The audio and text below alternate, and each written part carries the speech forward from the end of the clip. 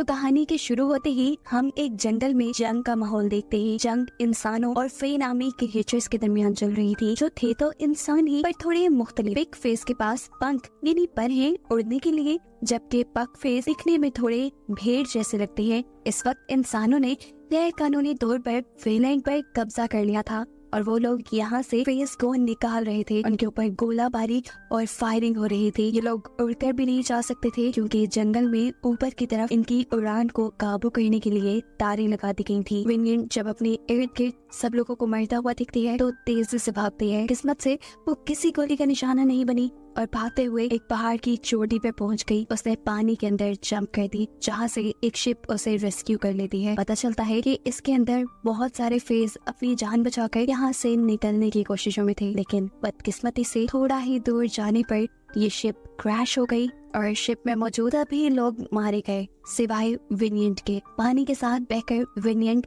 बर्ज city के अंदर आ जाती है और उसे यहाँ पर बंदी बना लिया जाता है। जो शिप तबाह हुई थी वो एस्ट्रा नामी एक अमीर आदमी की थी, जिसने बस अभी अभी उस शिप के ऊपर बहुत सारा पैसा इन्वेस्ट किया था, लेकिन अफसोस कि उसका सारा पैसा डूब गया और इसके बदले में उसे मिली सिर्फ विनियंट, जिसका वो क्या भी करता वो उसे अपने घर पर अपनी बहन इमेजेंट के सर्वेंट के तौर पर रख लेता है। इसी टाइम इमेजेंट अपने भाई एस्ट्रा को बताती है कि हमारे सामने वाला घर भी बिक चुका है। सुना है किसी ने बहुत बड़ी बोली लगाकर उसे खरीदा है और आज वो शिफ्ट भी हो जाएगा। एस्ट्रा को इस चीज में खास इंटरेस्ट नहीं था, लेकिन इमेजेंट को था क्योंकि वो अभी तक सिंगल थी और इस आस में थी कि शायद उसके घर के बाहर कोई हसीन शहजादा रहने आएगा। आज इमेजेंट विनियंट को मार्केट भेजती है किसी काम से, तो वो काम के बहाने कार्निवल रो भी चली जाती है, जहाँ प्रोस्टिट्यूट्स काम किया करती थी, जिनमें से एक विनियंट की दोस्त भी थी। उसके दोस्त उससे मिलकर बहुत ज्यादा खुश थी और जब उसकी दोस्त ने देखा कि विनियंट ने विडो वाले बाल रखे हुए हैं तो वो उसे एक कड़वा सच ये बताती है कि फाइलो अभी जिंदा है और इस टाइम पुलिस में इंस्पेक्टर है। सीन कट होकर फाइलो की तरफ चले जाते, जो इस टाइम फेस पर हमला करने वाले लोगों के बारे में इन्वेस्टिगेशन कर रहा था। वो इस टाइम एक पग के पास आता है जिसके बारे में उसे पता चला था कि आज किसी ने उसके ऊपर हमला कर दिया। हमला करने वाले का वो हुलिया बताती है कि उसके बाल नहीं थे और हाथ पे एक स्नेक का टैटू था। इस औरत की बताई निशानियों से उसने बड़े ही आसानी से पहचान लिया कि वो लड़का कौन हो सकता था। वो अब बार में जाके उस लड़की को पकड़ने की कोशिश करता है, लेकिन वो लड़का फाइलो के हाथ से निकलकर भाग जाता है। फाइलो किसी भी हाल में उसे पकड़ना चाहता था, इसीलिए भागते हुए ये दोनों ही पोर्ट पर आ गए और यहाँ आकर उस लड़की ने फाइलो से कहा कि फे के ऊपर हमले के पीछे मैं नहीं हूँ और जो हकीकत है वो दहला देने वाली है। तुम बस डार्क गॉड से बच के रहना जो आने ही वाला है। इससे पहले कि अब फाइलो से अरेस्ट कर लेता, वो यहाँ से पानी में कूदकर अपनी जान दे देता है। अब सीन कट होता है और हमें एशली नामी एक फीमेल सिंगर को दिखाया जाता है, जो रात में अपने घर की तरफ ही बढ़ रही थी कि अचानक टनल से निकले हुए एक डार्क क्रिएचर ने उसके ऊपर हमला कर दिया और उसे टनल के अंदर ले जाकर मार डाला। क्योंकि एशलिन भी पिक यानी उड़ने वाली फे थी, जिसने अपनी जान बचाने के लिए उड़ने की कोशिश भी की थी, लेकिन वो नाकाम रही। अब यहाँ विनियंट, जिसे पता चल गया था कि फाइलो मरा नहीं है, वो फाइलो के झूठ से बहुत ज्यादा गुस्सा थी। वो अपनी विडो वाले बाल भी काट देती है और बदला लेने के लिए उड़ते हुए फाइलो के पास पहुंचती है। वो उसे मार ही देना चाहती थी, लेकिन रुक गई। वो अभी भी फाइलो से प्यार करती थी, इसीलिए वो मार नहीं पाई। वो फाइलो को बताती है कि उसके मर जाने की खबर ने उसे तोड़ दिया था, लेकिन जब मुझे ये हकीकत पता चली कि तुमने मुझसे झूठ बोला तो मुझे तुम्हारे मरने से भी ज्यादा दुख हुआ। इससे पहले कि फाइलो कुछ भी बोल पाता, वो वहाँ से उठकर चली जाती है और उसे बोलने का एक मौका नहीं देती। सुबह होने पर हमें असेंबली का एक सीन दिखाया जाता है। असेंबली का माहौल काफी गर्म लग रहा था। असल में ऑपोजिशन के लोग फेस के शहर में रहने के खिलाफ थे, जबकि काउंसलर उनके हक की बात करता था, क्योंकि ये जगह जहाँ इस टाइम इंसान रह रहे थे ये फेस का ही तो शहर था। बेशक इंसानों और फेस के दरमियान में होने वाली जंग में वे हार गए थे, लेकिन फिर भी जितने यहाँ फेस थे उनके भी तो कुछ हक हैं, कुछ राइट्स हैं, जिनका काउंसलर ख्याल रखना चाहते हैं। खैर, इसी दौरान हम काउंसलर के बेटे जोना से मिलते हैं। अभी तो उसको पॉलिटिक्स में कोई इंटरेस्ट नहीं, शराब और जुए की लत तो उसे है ही, और आए दिन वो कार्निवल रो के अंदर पाया जाता है जहाँ प्रोस्टिट्यूट्स काम करती हैं। उसके डैड ने उसे वहाँ जाने से 1000 मर्तबा मना किया हुआ था, लेकिन वो किसी की नहीं सुनता था। और ऐसे ही एक दिन जब वो कार्निवल रो गया तो आधी रात में उसे किसी ने किडनैप कर लिया। ये बात जैसे ही काउंसलर और उसकी वाइफ को पता चलती है वो तड़प जाते हैं। काउंसलर अपनी वाइफ को यहाँ पर दिलासा देता है और कहता है तुम रिलैक्स रहो, देखो जिसने भी उसे किडनैप किया है अभी वो अपनी डिमांड्स के लिए हमें कॉल करेगा, हम उसकी डिमांड पूरी करेंगे और जोना सही सलामत हमारे पास आ जाएगा। वो यहाँ जोना के बॉडीगार्ड को भी जॉब से निकाल देते हैं क्योंकि वो जोना की हिफाजत नहीं कर पाया था। काफी दिन गुजर जाते हैं, जोना का कुछ पता नहीं चलता और ना ही कोई जोना के लिए कोई डिमांड करता है। तब काउंसलर की वाइफ उसे एक मशवरा देती है, क्यों ना हम ब्लैक विच को बुला के उसके जादू से अपने बेटे का पता चलवाएं। काउंसलर को इन सारी चीजों पे यकीन तो नहीं था, लेकिन अपनी वाइफ के लिए वो मान जाता है और फिर ब्लैक विच उनके घर आती है और उनके पेट वुल्फ की सेक्रीफाइस देने के बाद वो काउंसलर की फैमिली को बताती हैं कि जोना को किसी ऐसे इंसान ने किडनैप किया हुआ है जो चांसलर को बहुत अच्छे से जानता है। ना सिर्फ ये बल्कि वो चांसलर को गिराना भी चाहता है, कमजोर दिखना चाहता है। ये सुनकर चांसलर समझ गए कि सबके पीछे उनके ओपोनेंट लीडर लॉन्चर बेही हैं। लेकिन असल हकीकत हमें अगले सीन में पता चलती है कि असल में जोना को लॉन्चर बेनी नहीं बल्कि उसकी अपनी मॉम ने किडनैप किया था और ब्लैक विच से एक प्लान के तहत काउंसलर के सामने झूठ बुलवाया। इस सब के पीछे उनके दिमाग में क्या चल रहा है ये आगे ही पता चल पाएगा। सीन कट होता है और अब हम इमेजेंट और एज़रा को देखते हैं। ये दोनों अपने नेबर से मिलने वाले थे जो अभी इनके सामने वाले शानदार घर में शिफ्ट हुआ था। घर जाने पर पता चलता है कि उनका नेबर कोई इंसान नहीं बल्कि एक फे था, एक भेड़ जैसा दिखने वाला फे। जो बात जानकर ये दोनों ही बहुत ज्यादा डिस्टर्ब हो जाते हैं। ये लोग फेस को अपने से बहुत कम दर समझा करते थे और अब एक फे उनकी कम्युनिटी में उनकी बराबरी पे रह रहा था, ये उनसे बर्दाश्त नहीं होता। इसलिए ये दोनों अपने लॉयर को बुला लेते हैं कि किसी तरह ये लोग अपने सामने वाले घर से उस पग को बाहर निकलवा सकें। लेकिन ऐसा कोई कानून अभी तक नहीं बनाया गया था जिसके तहत किसी पग को उसके घर से बाहर निकाला जा सके। हालांकि उस पग ने सबसे बड़ी बोली देकर वो घर खरीदा था। पता चलता है कि उस पग का नाम ग्रेस है जो अमरीजन की पार्क में बारिश के वक्त मदद भी करता है उसे अम्ब्रेला देकर। लेकिन यहाँ हम फील करते हैं कि इमेजेंट उसके साथ खड़े होने पे कंफर्टेबल फील नहीं कर रही। अब इमेजेंट घर जाती है तो उसे अपने भाई से पता चलता है कि उनकी फाइनेंशियल कंडीशंस बहुत ज्यादा खराब हो रही हैं। उस शिप के डूबने की वजह से इन्हें बहुत बड़ा नुकसान हो गया जिसकी भरपाई करने के लिए एज़रा को अपना घर गिरवी रखना पड़ रहा है। इस घर में क्योंकि इमेजेंट का भी हिस्सा था तो वो इस चीज को लेकर कंफर्टेबल नहीं थी कि उसका घर बैंक में गिरवी रखा जाए। वो इस प्रॉब्लम का सोल्यूशन निकालने के लिए कुछ सोचते हुए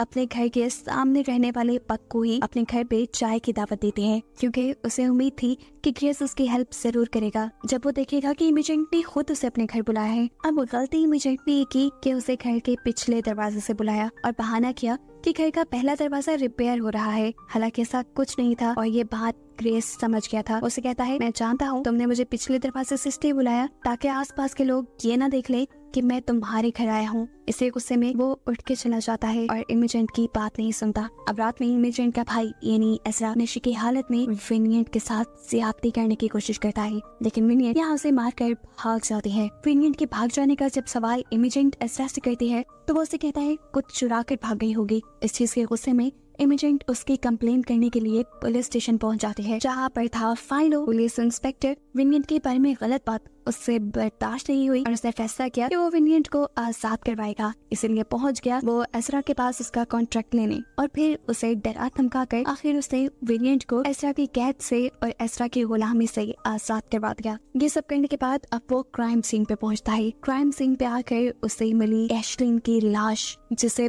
बहुत ही ज्यादा बुरे तरीके से मारा गया था। उसको मारने के बाद उसका पेट फाड़ कर उसकी आंतों को जगह जगह फैला दिया था। ऐसा बुरा मर्डर उसने अपनी जिंदगी में पहली मर्तबा देखा था। हैरानी की बात थी इतने अजीब मर्डर के पीछे कौन हो सकता था। खैर इन्वेस्टिगेशन के दौरान फाइलो को पता चलता है ये एशलिन थी, एक फीमेल फेस सिंगर। इन्वेस्टिगेशन को आगे बढ़ाने के लिए उन्हें पोस्टमार्टम करना था लेकिन सभी इंसान उसका पोस्टमार्टम करने से मना कर देते हैं तो मजबूरन फाइलो जाता है एक बुचर के पास जो खुद भी फे ही था और उसने ये काम कर भी दिया। पोस्टमार्टम के दौरान ही फाइलो को पता चलता है कि एशलिन की डेड बॉडी को देखने के लिए फेस की एक मॉन्क आई है। वो उस पर अपने कुछ रिचुअल करना चाहती थी ताकि उसकी सोल को सुकून मिल जाए और ये करते हुए उसे मालूम होता है कि एशलिन को मारने वाला ना ही तो कोई इंसान है और ना ही फे जैसा हम देख भी चुके हैं। और एक अजीब बात फाइलो को एशलिन का पोस्टमार्टम करने वाला बुचर ये बताता है कि एशलिन का लिवर उसकी बॉडी से गायब है। सीन कट होकर हम विनियट को देखते हैं जो एस्ट्रा की गुलामी से छूटने के बाद काम की तलाश में फेस के एक ग्रुप के पास आई है। ये रेबल्स का ग्रुप है जो फेस की आजादी के लिए लड़ता है। यहाँ पर गद्दारों की कोई जगह नहीं। ये बात विनियट को समझ आ जाती है जब उनकी लीडर विनियट के सामने एक आदमी को मार डालती है क्योंकि वो गद्दार था। अब वो लीडर विनियट की वफादारी चेक करने के लिए उसे टास्क देती है कि तुम पुलिस हेडक्वार्टर जाकर वहाँ से पुलिस का फ्लैग उतार के लाओ। बिना सोचे समझे उड़ते हुए वो जाती है और फ्लैग उतारने लग जाती है। उसके पीछे काफी सारे पुलिस ऑफिसर लग चुके थे और फाइलो भी। फाइलो उसे रोकने की कोशिश भी करता है लेकिन वो फाइलो को धमकी देती है, हट जाओ मेरे रास्ते से वरना मैं तुम्हारी सच्चाई सबको बता दूंगी। और ये सुनकर फाइलो को उसे छोड़ना पड़ता है। शायद वो अपने सीक्रेट के बारे में सुनकर थोड़ा दुखी हो गया था। यही दुख बांटने के लिए वो अपने एक फेक दोस्त के पास जाता है जो इस टाइम जेल में था। कहानी अब फ्लैशबैक में जाती है और हमें मालूम होता है कि ये दोनों पास्ट में सोल्जर्स थे और इनकी बटालियन ने ही फेस के इस शहर पर हमला किया था। उस टाइम ये पूरी बटालियन एक विलेज के अंदर रुकी थी जहाँ की एक लाइब्रेरी के अंदर फाइलो जाता है और एकदम से उसके ऊपर पीछे से कोई हमला कर देता है। ये कोई और नहीं बल्कि विनियट ही थी जो इस लाइब्रेरी की हिफाजत किया करती थी। फेस के लिए ये लाइब्रेरी बहुत इम्पोर्टेंट थी, वो उसकी बहुत वैल्यू करते थे। यहाँ तक कि इस लाइब्रेरी की लोकेशन को भी सबसे छुपा के रखते थे। फाइलो को यहाँ देखकर विनियट उससे पूछती है, तुम कौन हो, यहाँ आने का मकसद क्या है तुम्हारा? जवाब में फाइलो कहता है, मैं बस चलते हुए यहाँ गया था, मैं इस जगह के बारे में किसी को नहीं बताऊंगा। ये सुनकर विनियट की लीडर फाइलो को तो यहाँ से जाने की इजाजत दे देती है लेकिन विनियट को काम देती है हमेशा उसके ऊपर नजर रखने का। विनियट फेस की आर्मी में थी, उसे बहुत सारे काम भी करने पड़ते थे। जैसे जब इनकी टेलीग्राफ की लाइन खराब होती है तो उसे भी विनियट ही ठीक करने जाती है और जब विनियट लाइन ठीक कर रही होती है तो अचानक उनके ऊपर हाफ वुल्फ हमला कर देते हैं। जो थे तो इंसान ही लेकिन उन्होंने अपने आप को इंजेक्शन लगाकर वुल्फ यानी भेड़िए में बदल दिया था। ये लोग उन हाफ वुल्फ्स को तो हराने में कामयाब हो गए लेकिन विनियट और फाइलो के एक साथी को एक भेड़िए ने काट लिया और इसी वजह से बड़ी चांद की रात को वो खुद भी एक भेड़िए में बदल गया। वो अपना राज किसी को नहीं बताना चाहता था लेकिन फाइलो ने उसी रात उसे देख लिया। उसका साथी उसे बताता है कि ये सब सिर्फ बड़े चांद की रात को होता है, उसके अलावा वो बिल्कुल नॉर्मल रहता है। तब फाइलो जवाब में कहता है, तुम परेशान नहीं हो, मैं इस बात का जिक्र किसी से नहीं करूंगा। फिर सीन कट होता है और दिखाया जाता है कि फाइलो पे नजर रखते रखते विनियट फाइलो को पसंद करने लगी थी और यहाँ फाइलो भी, और ऐसे ये दोनों बहुत करीब आ गए। फिर अगली सुबह दिखाया जाता है कि विनियट की प्रोस्टिट्यूट दोस्त उनके इस शहर में बहुत सारे फेस को लेकर आई थी जिनके शहर पे इंसानों ने हमला कर दिया था। रात होने पर विनियट उससे मिलने के लिए जाते हैं। ये लोग बातें करते हैं और वो लड़की विनियट से पूछती है, तुम्हारा और फाइलो का जंग के बाद का क्या प्लान है? यकीनन वो उससे शादी के बारे में पूछ रही थी लेकिन ये बात तो विनियट ने फाइलो से की ही नहीं थी। आज रात मिलने पर वो ये बात फाइलो से पूछती है और फाइलो उसे अपनी जिंदगी का सबसे बड़ा सच बताता है कि वो ऑर्फन है, यानी उसका इस दुनिया में कोई नहीं। विनियट को इस चीज से प्रॉब्लम नहीं थी लेकिन फाइलो की एक और भी हकीकत थी। फाइलो पूरा इंसान नहीं था, वो हाफ ब्लड था, यानी आधा इंसान और आधा फे। यहाँ तक कि उसके पैर भी थे जो कि बचपन में ही काट दिए गए, जिसके निशान उसके कमर पर आज भी हैं। विनियट को फाइलो से सच्चा प्यार था। वो फाइलो से कहती है, मैं ये बात किसी को नहीं बताऊंगी और देखना हम एक अच्छी लाइफ गुजारेंगे। अब अगले दिन विनियट की दोस्त फाइलो से मिलती है और उसे बताती है कि विनियट तुमसे बहुत प्यार करने लगी है, वो तुम्हें छोड़ेगी नहीं, बस तुम भी उसका ख्याल रखना। असल में विनियट की दोस्त चाहती थी कि इस जंग के बाद फाइलो आर्मी से रिटायरमेंट ले ले और अपनी आगे की जिंदगी विनियट के साथ अच्छे तरीके से गुजारे। विनियट के लिए इन खतरों से खेलना वो बंद कर दे। अब अगले ही दिन फाइलो के बटालियन को इस शहर से निकलने का ऑर्डर मिल जाता है। अभी वो निकल ही रहे थे कि उनके ऊपर वुल्फ पैक्स ने हमला कर दिया, यानी उन लोगों ने हमला कर दिया जो लोग अपने आप को इंजेक्शन लगाकर वुल्फ बना लिया करते थे। ये लोग सभी फेस को मारना चाहते थे, इसीलिए जल्दी से सभी फेस इस शहर से निकलने में लग जाते हैं। फाइलो जानता था कि विनियट उसके बगैर इस शहर से नहीं निकलेगी, इसीलिए वो एक लड़की के जरिए विनियट को अपने मरने की खबर दे देता है, वो भी झूठी। और ऐसे विनियट को उसके साथ ही जबरदस्ती अपने साथ ले जाते हैं ताकि वो उनके साथ सेफ रहे। जिसके बाद सीन यही से कट होकर अब हम प्रेजेंट टाइम में आते हैं जहाँ फाइलो ये सारा वक्त याद कर रहा था। वो अब विनियट से मिलने के लिए चाहता है जहाँ विनियट बहुत ज्यादा गुस्से में थी। विनियट उसे बताती है कि उसने आज तक उसके सीक्रेट को किसी को नहीं बताया लेकिन अब वो उससे प्यार भी नहीं करती। इस सभी सीन के दौरान दूसरी तरफ हमें दिखाया जाता है कि फाइलों के प्रोफेसर जिन्होंने उसको पाला भी था, उन्हें एक अजीब सी क्रिएचर पकड़ कर मार देती है। फाइलों को इसी केस की इन्वेस्टिगेशन के लिए रखा जाता है और वो इन्वेस्टिगेशन करते करते एक ड्रेनेज तक पहुंचता है। इस ड्रेनेज में फाइलों को एक अजीब जानवर किसी तरह की क्रिएचर नजर आती है। वो उसे मारना चाहता था, लेकिन पहला निशाना उसका चूक गया और जैसे ही उसने गन लोड करके दोबारा उसे मारना चाहा तो वो क्रिएचर वहाँ से गायब हो चुकी थी। वो क्रिएचर क्या थी ये जानने के लिए वो फेस के मॉन्क के पास जाता है। इन्होंने एशलिन के पोस्टमार्टम के टाइम फाइलों को ऐसे ही किसी क्रिएचर के बारे में बताया था, लेकिन उस टाइम फाइलों ने इनके ऊपर एतबार नहीं किया था। इस टाइम सवाल करने पे मॉन्क उसे बताती है वो क्रिएचर डार्क एशर है। इस डार्क एशर को मरे हुए इंसान और जानवरों के ऑर्गन्स को मिलाकर बनाया जाता है और फिर काले जादू से उसके अंदर जान भर दी जाती है। उसे इस थ्योरी पर अभी भी यकीन नहीं था। वो जब तक खुद ना देख लेता उसे कैसे यकीन आता, इसीलिए वो डार्क विच के पास जाता है और उनसे अपने लिए एक डार्क एशर बनाने को कहता है। डार्क विच उसे बताती है कि वो क्रिएचर तो मैं बना दूंगी, लेकिन उसके लिए मुझे तुम्हारे जिस्म की कुछ चीजें चाहिए होंगी और फिर ये क्रिएचर सिर्फ तभी मरेगा जब तुम खुद मरोगे, क्योंकि ये क्रिएचर अपने मालिक के मरने पे मरती है। ये डार्क विच उसे ये भी बताती है कि पहले जो डार्क एशर लोगों के ऊपर हमला कर रहा है वो उनके लिवर इसलिए ले जाता है क्योंकि लिवर के जरिए उन्हें लोगों की वो सारी इंफॉर्मेशन पता चल जाती है जो वो अपने अंदर ही छुपा कर रखते थे।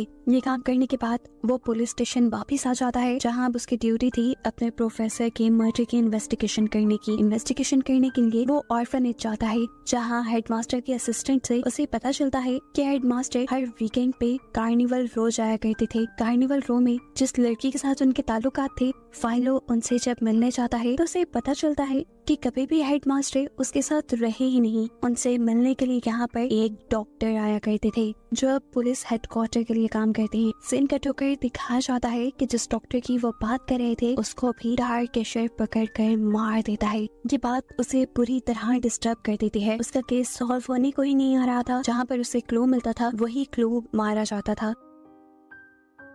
खैर अब वो डॉक्टर की क्लिनिक के ऊपर इन्वेस्टिगेशन करता है तो उसे पता चलता है कि डॉक्टर अपने इलाज से ज्यादा अपने दूसरे कामों के लिए मशहूर थे, जैसे कि इलीगली अबॉर्शन करवाना, लोगों के जेंडर चेंज करना और फेस के पर या सीन काट कर उन्हें इंसानों जैसा दिखाना। और ये सारी बातें जानने के बाद वो समझ जाता है कि बचपन में वो डॉक्टर ही थे जिन्होंने उसके फेस वाले पर काट दिए। और अब यहीं से मिलने वाले कुछ सबूतों से उसे ये पता चलता है कि एशलिन जो कि फेस सिंगर थी और सबसे पहले डार्क एशर ने जिसको मारा था वही फाइलो की मॉम थी। और ये बात जानकर उसे शदीद झटका लगा। एक और डरा देने वाली बात उसे ये भी रियलाइज हुई कि जितने भी लोगों को वो डार्क एशर मार रहा था उन सब का कहीं ना कहीं फाइलो से कोई गहरा ताल्लुक था। जैसे कि एशलिन उसकी मॉम थी, हेडमास्टर ने उसको एक बाप की तरह बचपन से पाला था और डॉक्टर वो प्रोफेसर और एशलिन दोनों का ही दोस्त था और फाइलो के बारे में भी सारी राज जानता था। इसके बाद अब फाइलो एशलिन के यानी अपने मॉम के एक पुराने दोस्त से मिलता है जो कि अपनी क्रिएचर्स के जरिए दूसरों को ड्रामा दिखाते थे और एशलिन उनके साथ गाना गाया करती थी। वो बताते हैं कि सालों पहले ही एशलिन ने उनके साथ काम करना छोड़ दिया था और इसके पीछे कहानी में एक बहुत बड़ा ट्विस्ट था। वो ये कि काउंसलर एशलिन को पसंद किया करता था। एशलिन ने काफी सारा टाइम काउंसलर के घर पे गुजारा और फिर एकदम से वो रुपोश हो गई ताकि वो फाइलों को जन्म दे सके। अब इस सब के बाद हम देखते हैं ग्रेस को, वही फे जो एज़रा और इमेजन के घर के सामने रहता है। उसे अपने नेबर से पता चलता है कि इमेजन की फैमिली बहुत ज्यादा फाइनेंशियल क्राइसिस से गुजर रही है और ये बात जानकर वो समझ गया कि इमेजन ने उसे अपनी मदद के लिए बुलाया था, उसकी बेइज्जती करने के लिए नहीं। ये एहसास होते ही वो इमेजन से माफी मांगने के लिए चाहता है। यहाँ पर इमेजन भी उसे बताते हैं कि उसे ग्रेस के फे होने पर कोई इतराज नहीं, वो सिर्फ ग्रेस को उसकी अच्छाई के लिए पसंद करती है। यहाँ पर ग्रेस इमेजन की मदद करने को मान जाता है, लेकिन सिर्फ एक छोटी सी शर्त पर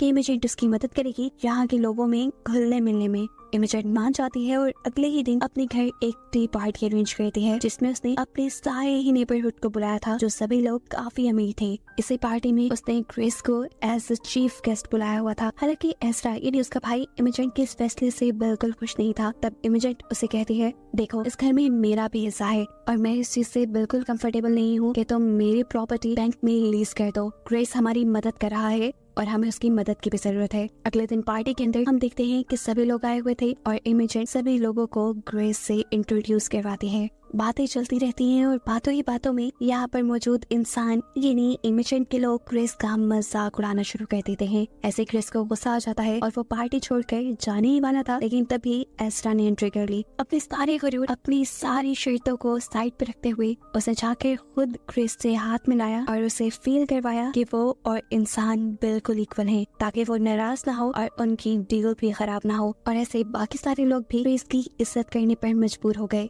क्रिस ये देखकर काफी सेटिस्फाई था कि एज़रा और इमिटेंट ने अपनी बात को पूरा किया, इसलिए वो उनकी मदद करने के लिए एक चेक उन्हें दे देता है। अब इमिटेंट को भी क्रिस उसकी आदतों और उसकी अच्छाई की वजह से और भी ज्यादा पसंद आने लगा था। वो उसके साथ ज्यादा से ज्यादा वक्त गुजारने लगी थी, उसके साथ पार्टीज में जाने लगी थी। उसकी जहानत और बिजनेस कन्वर्सेशन से वो बहुत इम्प्रेस थी। हालांकि अक्सर ऐसी नजरें उसे डिस्टर्ब कर देती थी जो उन दोनों को एक साथ जज करती थी। सीन कट होकर हम काउंसलर से मिलते हैं, जिसके बेटे को उसकी अपनी मॉम ने अरेस्ट करवाया था, लेकिन इल्जाम था लॉन्जर पे यानी काउंसलर के ओपोनेंट पे। काउंसलर अब उसे पुलिस के जरिए पकड़वा लेता है और उसे कहता है कि अगर तुम मेरे बेटे का पता मुझे सही बता दोगे तो मैं तुम्हें फौरन छोड़ दूंगा। लेकिन लॉन्जर पे को कैसे पता हो सकता था उसके बेटे का? वो उससे कहता भी है कि मैंने तुम्हारे बेटे को किडनैप नहीं किया। ऐसे काउंसलर को लगता है कि वो झूठ बोल रहा है और वो उसे बंदी बना लेता है। अब यही कैद में काउंसलर की वाइफ लॉन्जर से मिलने जाती है और जाते ही सिंपैथी दिखाते हुए उसे जहर का प्याला पिला देती है, जिससे वो मर जाता है। ये बात वो फौरन आकर काउंसलर को बताती है कि लॉन्जर पे आपके जुल्म की वजह से मर गया। काउंसलर के तो हाथ पांव फूल गए थे, क्योंकि उसे लग रहा था कि अब वो अपने बेटे तक भी नहीं पहुंच पाएगा। लेकिन यहाँ पर उनकी वाइफ ने उसे बताया कि नहीं, उसने मरने से पहले हमारे बेटे का पता बता दिया है। काउंसलर अपने लोगों के जरिए अपनी बेटी को रेस्क्यू करवा लेता है और जैसे ही वो घर आता है तो अपनी मॉम की हील्स की आवाज सुनकर वो पहचान गया कि उसको किडनैप करवाने वाला लॉन्जर पे नहीं बल्कि उसकी अपनी मॉम है। लेकिन उसके पास कोई ठोस सबूत नहीं था और वो अब इस कश्मकश में भी था कि उसकी मॉम उसके लिए ऐसा क्यों करवा सकती है। वो इन चीजों पे वो ध्यान नहीं देना चाहता था, इसलिए वो अपने डैड से यहाँ से कहीं दूर चले जाने की बात करता है। पहले भी कौन सा वो अपनी फैमिली के साथ कोई अच्छा टाइम स्पेंड करता था, ज्यादा टाइम उसका कार्निवल रो में ही गुजरता था। तब उसकी मॉम उसे कहती है, देखो मुझे किसी ने बताया था कि मेरा हस्बैंड और बेटा कोई बहुत ही नामवर इंसान होंगे और ये प्रोफेसी पूरी भी हुई है। देखो तुम्हारे डैड एक काउंसलर है और अब तुम्हें भी एक बड़ा आदमी बनना है, तो इन सारी चीजों को छोड़ो और अपने ऊपर फोकस करो। सीन कट होकर अब हमें विनियंट को दिखाया जाता है। आजकल जिस फेस की ग्रुप के साथ वो काम कर रही थी, वो लोग कई मर्तबा विनियंट को फाइलों के साथ देख लेते हैं। वो लोग ये तो नहीं चाहते कि फाइल और विनियंट का आपसी कोई रिश्ता है, लेकिन इस चीज से वो ये अंदाजा जरूर लगा लेते हैं कि विनियंट जरूर फाइलों को यानी पुलिस को उनकी खबरें दे रही है, क्योंकि काफी अरसे से उनकी खबरें भी लीक होने लगी थी। और ये बात पहले से ही हम जानते हैं कि उनके ग्रुप में किसी गद्दार की जगह नहीं। ऐसे में वो विनियंट को मारने ही वाली थी कि तभी विनियंट ने उन्हें यकीन दिलाया कि मैंने पुलिस को आज तक फेस की खबर नहीं दी। तो जवाब में वो लीडर कहते हैं, अच्छा अगर तुम खबरी नहीं हो तो फिर पता करके बताओ खबरी कौन है। अगर तुम उसका पता ले आई और उसके पर काट के ले आई तो तुम्हारी जान बख्शी जाएगी। खबरी का पता वो कैसे चलाती, वो परेशान होकर अपनी दोस्त के पास जाती है और उसकी दोस्त अब विनियंट की हेल्प करने के लिए फाइलों से मिलती है। वो फाइलों से कहते हैं, तुम्हारा जो भी खबरी है तुम उसका नाम बता दो वरना विनियंट मारी जाएगी। फाइलों अपनी खबरी का नाम बताना नहीं चाहता था, लेकिन विनियंट की जान बचाने के लिए उसने खबरी का नाम बता दिया। विनियंट की दोस्त ने ये बात जैसे ही विनियंट को बताई तो वो फौरन उस खबरी को मारने के लिए पहुंच गई और इस चीज की खबर उस खबरी को भी हो चुकी थी कि विनियंट उसे मारने आ रही है, इसीलिए विनियंट के आने से पहले ही वो तैयार था। उसके आते ही वो उसी के ऊपर हमला कर देता है और इससे पहले कि वो विनियंट का गला काट देता, पीछे से किसी ने उसे शूट कर दिया। पीछे देखने पर पता चला ये खुद फाइलो था जो विनियंट को बचाने आया था। अब विनियंट उस आदमी के पर काट लेती है ताकि वो सबूत के तौर पे उसे अपने लीडर को दे सके और फाइलो खुद उसे उसके एरिया पे छोड़ कर आता है और ऐसे सही इंसान का पता बताने पर उसकी जान छूट जाती है। अब अगले दिन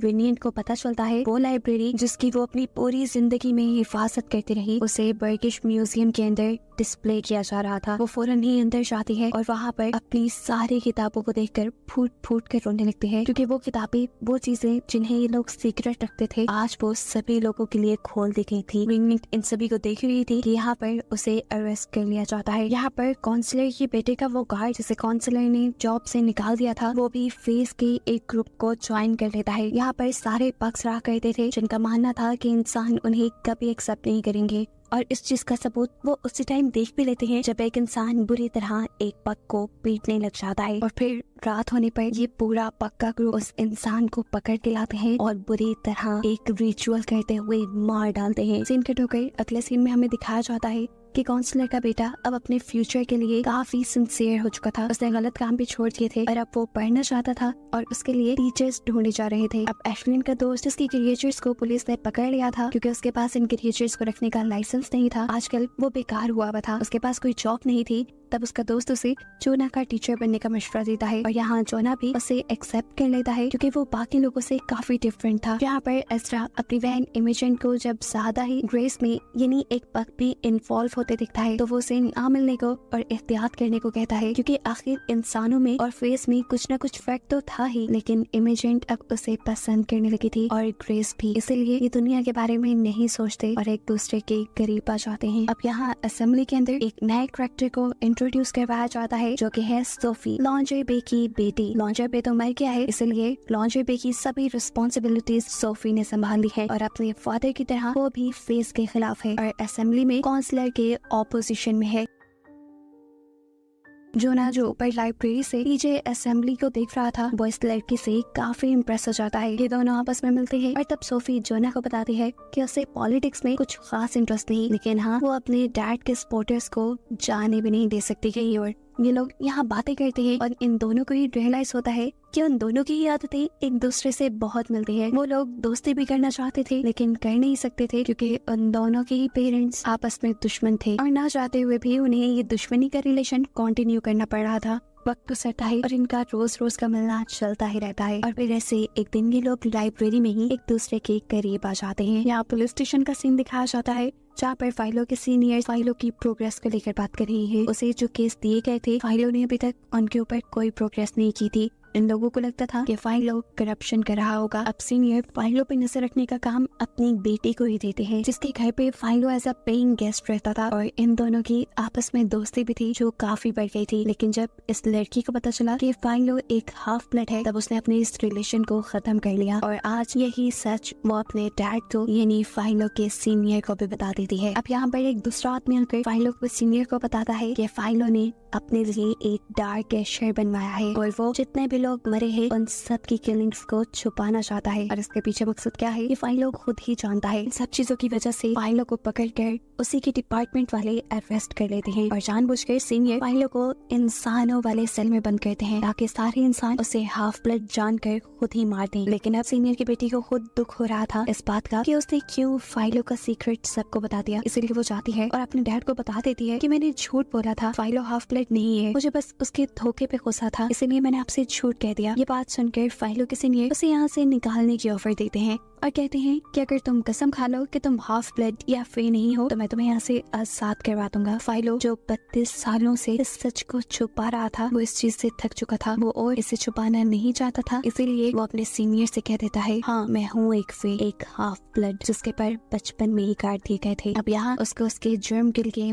मारने का ऑर्डर दे दिया जाता है जबकि विनियन जो कि यही उसे मिलने के लिए आई थी उसे भी अरेस्ट कर लिया गया था और वो जब फाइलों को हथकड़ियों में बंद कर बाहर जाता हुआ दिखते हैं तो जोर जोर से रोने लग जाती है क्योंकि उसे लग रहा था कि अब फाइलों को फांसी दे दी जाएगी। फाइलों को तो खुद भी यही लग रहा था लेकिन उसे फांसी के तख्त पे ले जाने के बजाय ये लोग किसी और रूम में ले जाते हैं जहाँ अब फाइलों अपने बायोलॉजिकल फादर से मिलता है, यानी अपने असली डैड से मिलता है जो कि और कोई नहीं बल्कि काउंसलर खुद थे कि वो एशलिन से आज भी प्यार करता था और उसे लगता था कि फाइलो ने ही एशलिन को मारा है। लेकिन फाइलो यहाँ उसे बताता है कि एशलिन को उसने नहीं मारा। अब फाइलो उससे सवाल करता है कि अगर आपको मेरी मॉम की इतनी ही परवाह थी तो आपने उन्हें छोड़ा ही क्यों, मुझे ऐसे ही यतीमों वाली जिंदगी गुजारने ही क्यों दी। तब चांसलर अपना सब खो देते हैं और रोते हुए उसे बताते हैं कि मेरे डैड ने एशलिन को मारने की धमकी दी थी और कहा था कि अगर मैं उसे नहीं छोड़ूंगा तो वो एशलिन को मार देंगे और बस उसी की जान बचाने के लिए मैंने उसे छोड़ दिया था। ये कह लो कि छोड़ा भी नहीं था, मैंने बस उसकी जान बचाने के लिए उसे उसके दोस्त के घर बना देती थी। चांसलर फाइलो को ये भी बताते हैं कि उस वक्त तक मुझे ये नहीं पता था कि एशलिन प्रेग्नेंट थी और फिर सालों तक मुझे ये भी नहीं पता चला कि उसके पास एक बेटा भी है।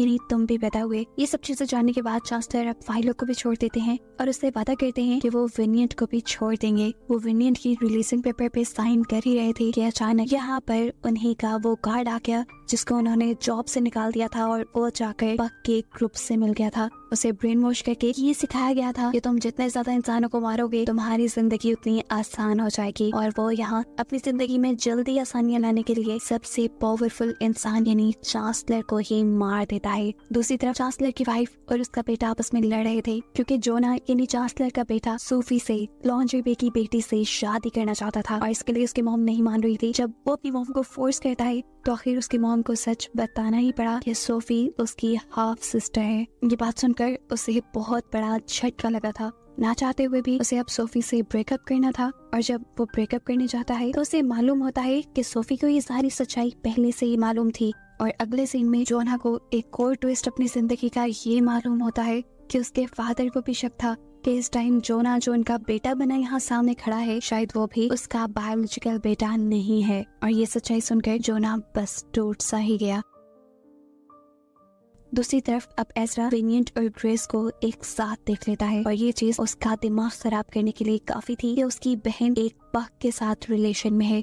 यही देखते हुए वो गुस्से में पक को मारने चाहता है लेकिन यहाँ पर इमेजेंट उसकी जान बचा लेती है। अब एज़रा जब अपनी ही बहन इमेजेंट को टॉर्चर कर रहा होता है तो ग्रेस को गुस्सा आ जाता है और वो उसे धक्का देकर दूर फेंक देता है और ऐसे उसके सर से खून बहने लगा था। ये देखकर इमेजेंट जान गई कि अब पुलिस ग्रेस को छोड़ेंगे नहीं क्योंकि पक से तो वो लोग वैसे ही नफरत करते हैं, इसीलिए वो ग्रेस को वहाँ से भाग जाने को कहती है और ये सारे इल्जाम अपने सर लेने का फैसला करती है। सीन कट होकर हम दोबारा चांसलर को देखते हैं जिसके पास अब उसकी वाईफाई है। चांसलर उससे कहते हैं मैं जानता हूँ इन सारी किलिंग्स के पीछे तुम ही हो और तुमने ही अपने बेटे को किडनैप करवाया था। तुम जिस प्रोफेसी के तहत मेरे बेटे को ढूंढना चाहती हो मैं तुम्हें कभी उस बेटे के बारे में नहीं बताऊंगा। असल में प्रोफेसी के मुताबिक चांसलर का बेटा इस दुनिया पर रूल करने वाला था, इस दुनिया पर हुकूमत करने वाला था और चांसलर की वाइफ उसे अपने बेटे के तौर पे अपनाना चाहती थी। लेकिन चांसलर जब ऐसा करने से मना करता है तो वो चांसलर के मुंह के ऊपर ही तकिया रख के उसका मर्डर कर देती है, उसे मार देती है और फिर उसकी बॉडी से उसका लिवर निकाल लेती है ताकि वो उसके बारे में सारे सीक्रेट्स पता चला सके। इस लिवर के जरिए वो खुद सिर्फ विनियट के बारे में ही पता चला पाती है जिसे आखिरी मर्तबा चांसलर ने रिलीफ दिया था। बाकी बातें जानने के लिए उसे ब्लैक विच के पास जाना पड़ता जो खुद अपने आप को जहर देकर मार देती है और मरने से पहले उसने फाइलों तक ये खबर पहुंचा दी थी कि वो और विनियट दोनों खतरे में हैं। ये कहकर वो मर गई और इससे चांसलर की वाइफ बुरी तरह गुस्से में आ गई। उसे किसी भी तरह चांसलर के बेटे का पता चलवाना था और वो अब विनियट को ही किडनैप कर लेती है। इससे पहले कि वो विनियट को मार देती फाइलो जिसे विनियट के खतरे में होने की खबर मिलती है वो उसे बचाने आ जाता है और उसके पीछे डार्क एशर भी। ये डार्क एशर इसी लेडी का है और इसी डार्क एशर के जरिए वो अपने हस्बैंड के सभी सीक्रेट रिलेशंस के सबूत मिटाना चाहती थी और उसके असली बेटे तक पहुंचकर उसे अपनाना चाहती थी ताकि दुनिया के सामने उसकी पोजीशन हमेशा स्ट्रॉन्ग रहे। और इससे पहले कि अब फाइलो इस लेडी के ऊपर हमला करता या डार्क एशर फाइलो के ऊपर, विनियट अपने आप को छुड़वाकर इस लेडी के ही सर में पीछे से स्टैब कर देती है जिससे वो लेडी मारी जाती है और उसके मरते ही उसका डार्क एशर भी। ऐसे विनियट और फाइलो दोनों की ही जान बच गई थी। चांसलर के मरने की खबर भी अब पूरे शहर में फैल जाती है और चांसलर की जगह देती जाती है उसके बेटे जोना को जो कि दुनिया के सामने उसका बेटा था। जोना अब एशलिन के दोस्त को अपने लीगल एडवाइजर के तौर पे हायर कर लेता है। पॉलिटिक्स में आने के बाद उसे पता चलता है कि सोफी को वो जितना चालाक और समझदार समझता था सोफी उससे भी कहीं ज्यादा समझदार थी। सोफी ही वो थी जिसने उसकी मॉम को ब्लैकमेल किया था और ये सच्चाई चांसलर को बताई थी कि जोना उसका बेटा नहीं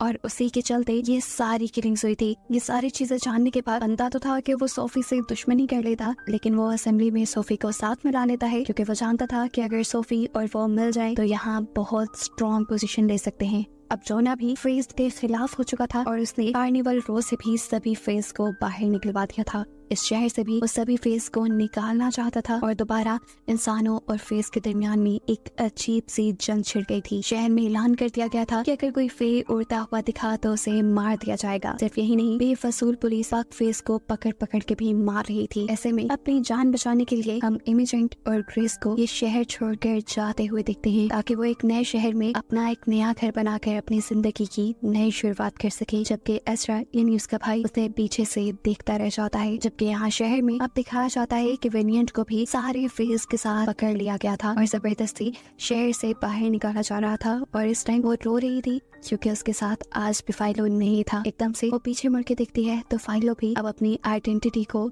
सबके सामने रिवील करते हुए उसके साथ आ जाता है। ये दोनों यहाँ गले मिलते हैं और बातें करते हैं कि आज के बाद ये कभी अकेले नहीं रहेंगे। फाइलो को भी विनियट और सभी फेस के साथ दिखाते हुए बस ये सीजन यही एंड हो जाता है।